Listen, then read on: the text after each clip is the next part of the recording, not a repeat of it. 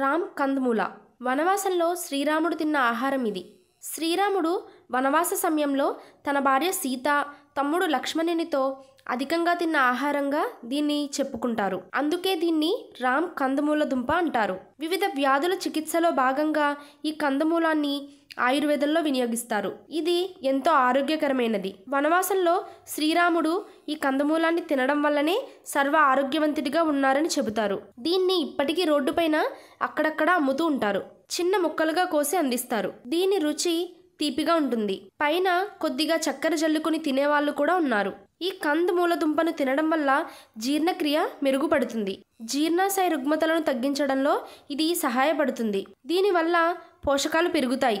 శరీరం ఆరోగ్యంగా ఉంటుంది. పేగు కదలికలను నియంత్రించడంలో ఇది ముందుంటుంది. కందమూల దుంపలో ఉండే సుగుణాలు దగ్గు, ఆస్తమా, బ్రాంకైటిస్ వంటి శ్వాసకోశ వ్యాధులు వంటివి రాకుండా అడ్డుకుంటాయి. అలాంటివి వచ్చినప్పుడు దీన్ని తింటే వాటిని త్వరగా తగ్గేలా చేస్తాయి. కీళ్ళ నొప్పులతో బాధపడేవారు దీన్ని ఖచ్చితంగా తినాలి.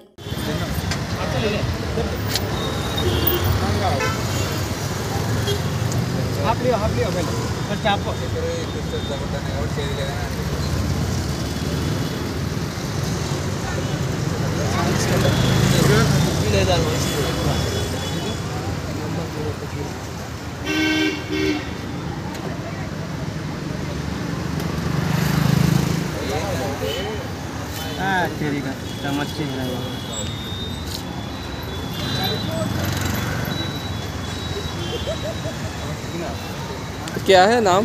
इसको हिंदी में राम कंदमूल बोलते हैं। राम कंदमूल।